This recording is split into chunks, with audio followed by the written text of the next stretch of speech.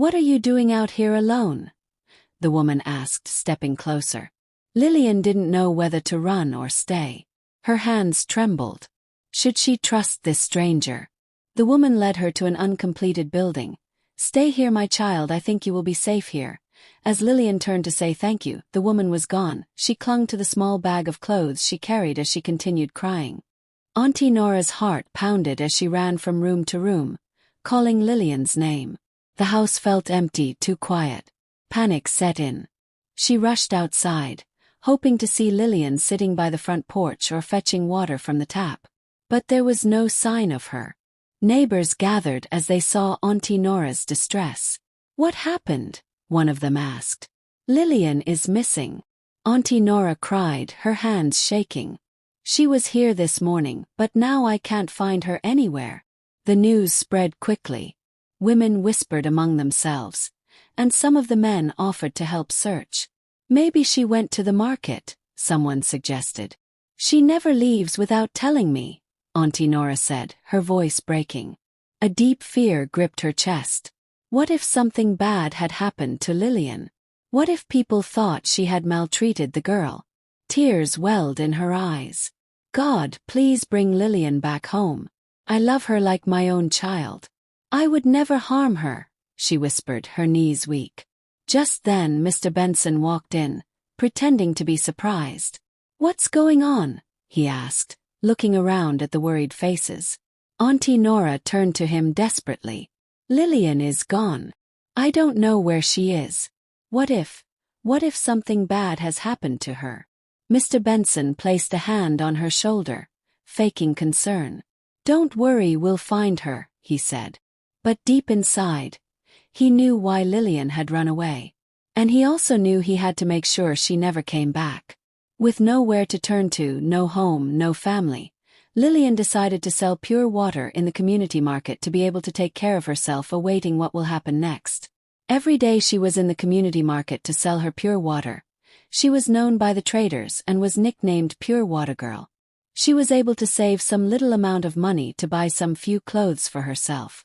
Some months later, Lillian had gone to the market as usual to sell her pure water when she felt a sharp pain in her waist region. She couldn't move her legs, but slowly she crawled into an empty shop and laid flat on the floor. The loud cry of the newborn baby filled the market, drawing the attention of passers-by. Lillian lay weak on the wrapper-covered floor, panting heavily as sweat dripped from her forehead. One of the women quickly wrapped the baby in a clean piece of cloth, while another helped Lillian sit up. "You are strong, my dear," one of the women said, patting Lillian's back. "God has given you a healthy baby boy." Lillian looked down at her child, her heart pounding. A mix of fear and love filled her eyes as she noticed the small black spot on his neck. She swallowed hard.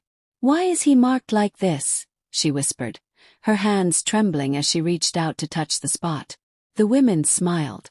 "It's just a birthmark, my dear. Special sign. Some children are born with it." Tears welled up in Lillian's eyes. Her child was innocent, yet she couldn't help but wonder, was this a sign of the pain she had been through? Or was it a mark of something greater? The women helped her up, and another woman offered her food to eat. Lillian stared at her baby, a silent promise forming in her heart. "I don't know what the future holds," she whispered to him, "but I will protect you with everything I have." As the baby yawned and snuggled against her chest, Lillian knew one thing for sure. Her life would never be the same again. The small shop where Lillian rested became crowded with market women, traders, and even customers who had heard the news.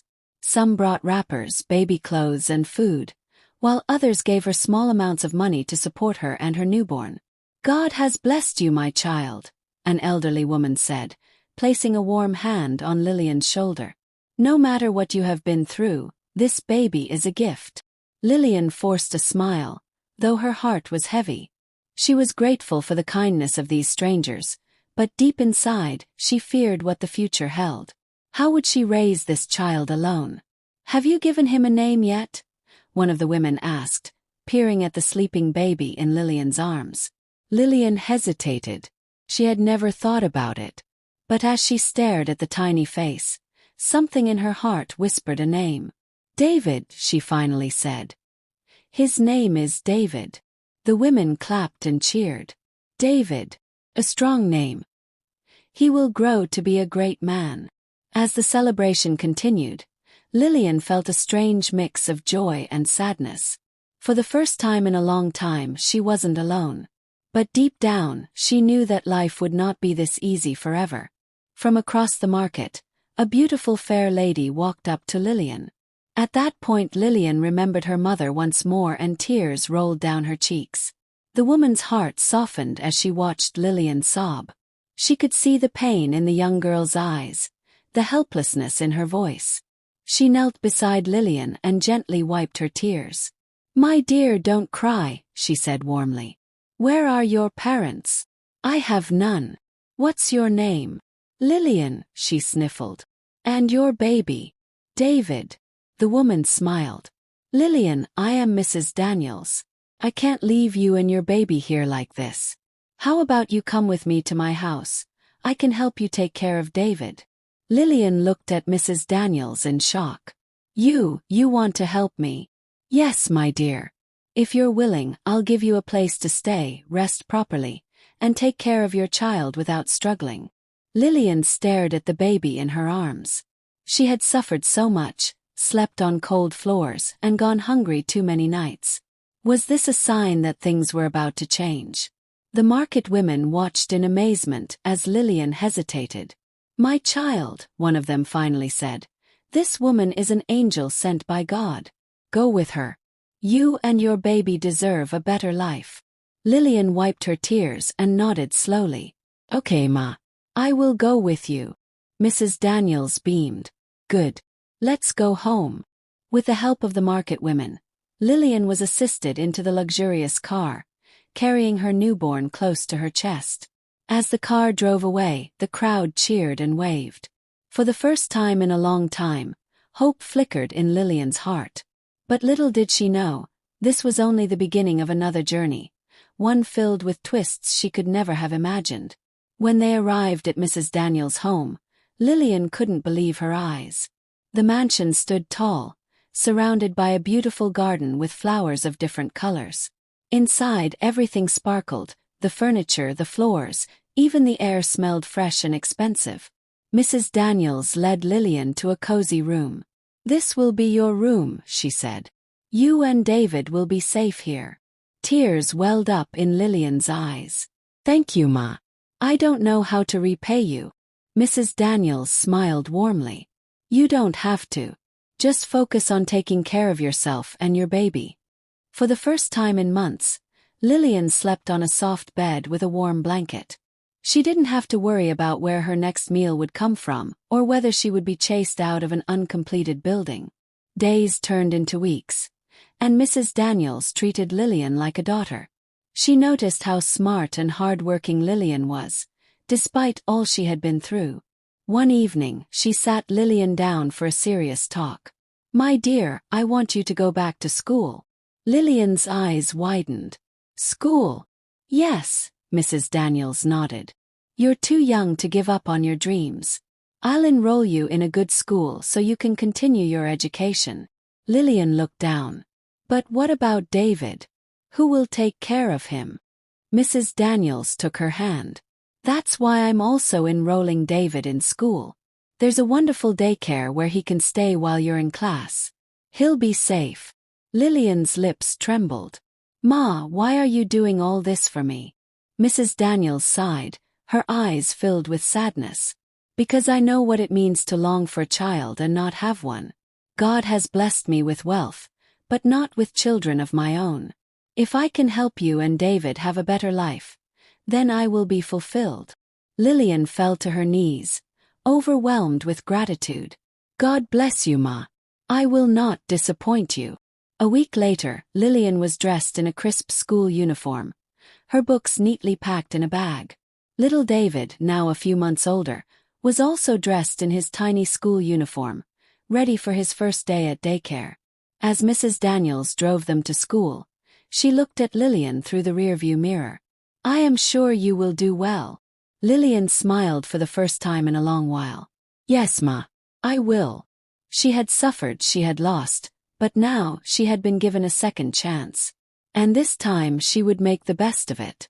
Years passed, and Lillian worked hard in school. She was determined to make something of herself, not just for her but for little David. With Mrs. Daniels' support, she finished secondary school with excellent grades and gained admission to study law at a prestigious university. The day she received her admission letter, she ran into Mrs. Daniels' room, breathless with excitement. "Ma, I got in. I got admitted to study law."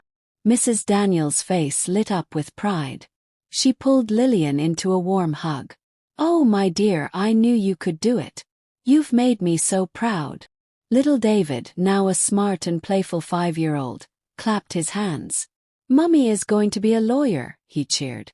Lillian knelt and hugged her son. "Yes, my love. And I will work hard to give you the best life." University life was not easy, but Lillian never let anything stop her. She studied hard, balancing school and being a mother. She faced challenges. Some people looked down on her because she was a young mother, but she ignored them and focused on her dreams. Mrs. Daniels continued to support her, making sure she had everything she needed.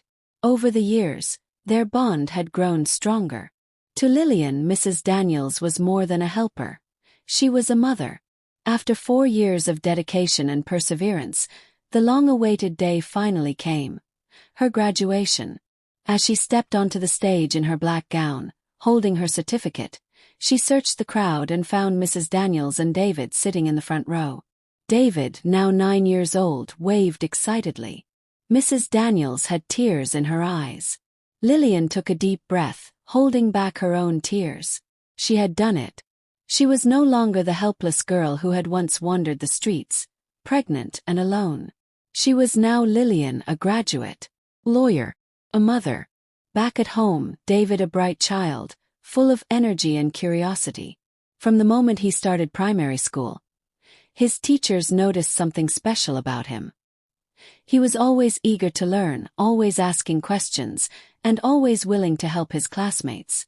Mrs. Daniels made sure he had the best education possible, and Lillian, despite her busy schedule as a lawyer, never missed an opportunity to check on his progress. One evening, as Lillian was helping David with his homework, he looked up at her and asked, "Mummy, why do people get sick?" Lillian smiled and ruffled his hair. "Because our bodies are sometimes weak, but doctors help us get better." David nodded seriously. "Then I want to be a doctor. I want to help sick people get better." Lillian's heart swelled with pride. "Then you must work very hard, my son." And work hard he did. By the time David entered secondary school, he had already shown a great interest in science. He loved reading about the human body, and his teachers often praised him for his intelligence. But it wasn't just intelligence that made David stand out, it was his kindness. He would help struggling classmates with their studies and volunteer in school health programs. One day, during a school event, a student collapsed on the field. While others panicked, David rushed to the boy's side, checking his pulse and making sure he was breathing properly. The school nurse arrived and was impressed by how calm and knowledgeable David was. "You'll make a great doctor one day," she told him. Those words stayed with him. Through the years, he continued to excel in his studies. He won several awards and was the best science student in his school. By the time he wrote his final exams, he passed with flying colors, earning a scholarship to study medicine at a prestigious university. Lillian could hardly believe it when the admission letter arrived. "My son, a medical student," she whispered, tears in her eyes. David hugged her. "Mummy, I promise I will make you proud." University life was tough, but David was tougher. He spent long hours in the library, attended every lecture, and participated in research projects. He barely had time for anything else, but he never complained. Years passed, and the day finally came. David stood proudly in his graduation gown, holding a certificate that read, "First-class honors in medicine and surgery." The crowd erupted in cheers as his name was called.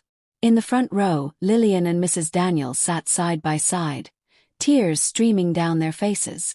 As David stepped down from the stage, he walked straight to his mother, knelt before her and held her hands. "Mummy, we made it." Lillian hugged him tightly. "Yes, my son. We made it." And for the first time in a long time, she felt that everything had finally fallen into place. After David's graduation, Mrs. Daniels knew exactly what she wanted to do for him. She had watched him grow into a hard-working and intelligent young man, and she wanted to give him a strong foundation for his career. One evening, she invited David and Lillian to her mansion for dinner. After the meal, she cleared her throat and smiled at David. "I have a surprise for you," she said. David exchanged a confused look with his mother. "A surprise?" Mrs. Daniels nodded and handed him a document. "Read this." David carefully opened the document and scanned through it. His eyes widened in shock. This is a hospital registration document," he stammered. "And my name is listed as the managing director?" Mrs. Daniels chuckled. "Yes, my dear. I have built a hospital, and I want you to run it." David's hands trembled. "You built a hospital for me?" Mrs. Daniels reached for his hands and squeezed them gently. "David, from the moment I saw you as a baby in the market, I knew you were destined for greatness. You have worked hard and I believe in you. This is your chance to make a difference in people's lives." Lillian wiped tears from her eyes. "Ma, I don't know how to thank you." Mrs. Daniels smiled warmly. "You don't have to. Seeing David succeed is enough for me." The hospital was a state-of-the-art facility named Daniels Memorial Hospital. It had the best medical equipment, well-trained staff, and a clear vision to provide top-quality healthcare to those in need. On the day of the grand opening, reporters, doctors, and important personalities gathered to witness the event. As David stood in front of the large building, giving his speech, he could hardly believe how far he had come. "I dedicate this hospital to my mother, Lillian, who sacrificed everything to raise me, and to Mrs. Daniels, who became a blessing in my life. Today I stand here, not just as a doctor but as a man who believes that every sick person deserves a chance to live." The crowd erupted in applause. As he cut the ribbon and officially opened the hospital, Lillian stood proudly by his side, whispering a silent prayer of gratitude. David had achieved his dreams, but life had a way of bringing back the past when least expected. And soon, an unexpected event would shake everything he had built.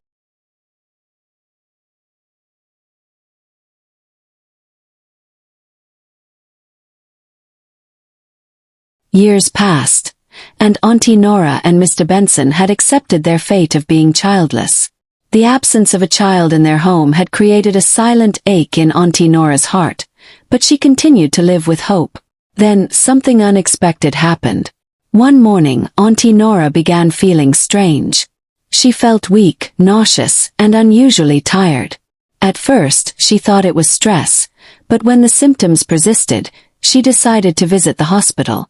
The doctor ran a few tests, and when the results came out, he smiled warmly at her. "Congratulations, ma'am," he said. "You're pregnant." Auntie Nora's eyes widened in shock. "I'm what? Pregnant?" the doctor repeated.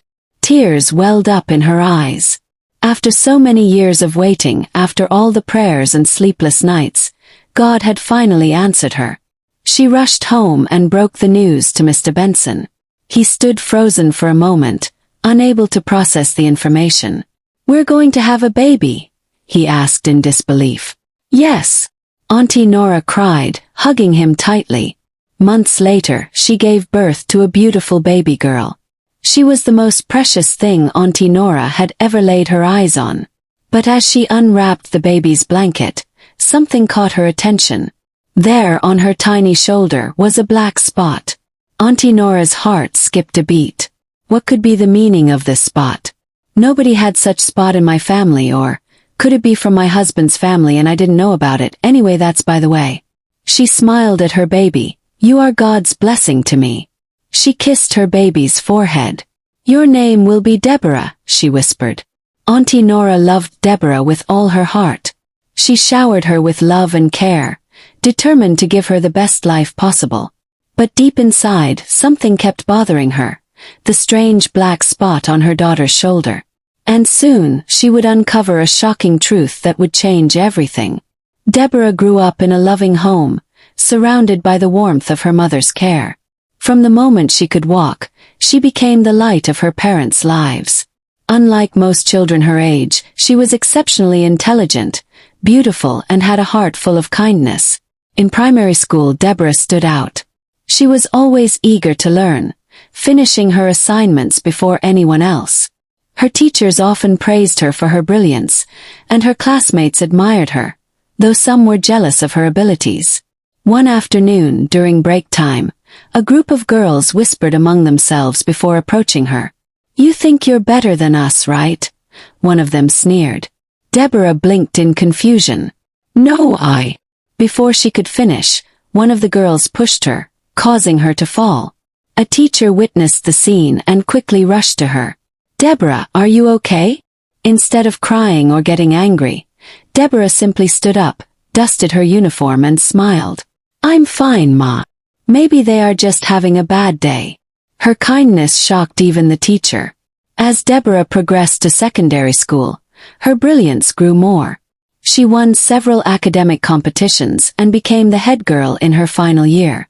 Unlike most teenagers who got carried away by distractions, Deborah remained focused on her studies, knowing she wanted to pursue something meaningful in life. One day, she visited a hospital with her mother and saw a young nurse attending to a crying child. The way the nurse comforted the child and cared for her left a deep impression on Deborah. That night, she told her mother, "I want to be a nurse." Her mother's eyes welled up with tears of pride. "You'll be the best nurse ever, my daughter." With her mother's support, Deborah got into nursing school and worked tirelessly.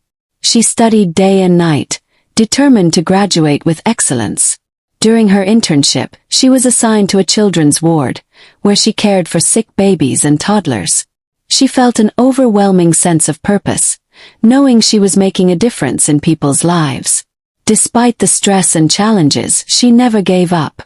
Her black birthmark had always been a reminder of something greater, something beyond her understanding, and she believed she was destined for greatness. Years later, she graduated as one of the best students in her class, ready to take on the world as a compassionate and skilled nurse. But little did she know that her path would soon cross with someone from her past, someone who held the key to secrets long buried. Deborah stood outside the massive glass doors of Daniel Memorial Hospital, her heart pounding with a mix of excitement and nervousness. The hospital was one of the biggest in the city, known for its excellent healthcare services and advanced medical equipment. She had dreamed of working in a place like this, where she could save lives and make a difference. Taking a deep breath, she stepped inside, clutching her neatly arranged file containing her certificates and credentials. The cool air conditioning brushed against her skin as she walked to the reception desk. "Good morning, Ma," she greeted the receptionist politely. "I'm here to apply for a nursing position." The woman behind the desk, a middle-aged lady with glasses resting on her nose, gave her a professional smile. "Do you have an appointment?" "No, Ma. But I saw the job opening online and decided to come in person," Deborah explained. The receptionist studied her for a moment before nodding. "All right. Take a seat while I check if the HR manager is available." Deborah sat in the waiting area, her fingers interlocked as she observed the surroundings. Nurses and doctors moved swiftly through the halls, attending to patients and discussing medical cases. She could feel the passion and dedication in the air, and it only made her want the job more. After a few minutes, the receptionist called her back. "You're in luck. The HR manager is available.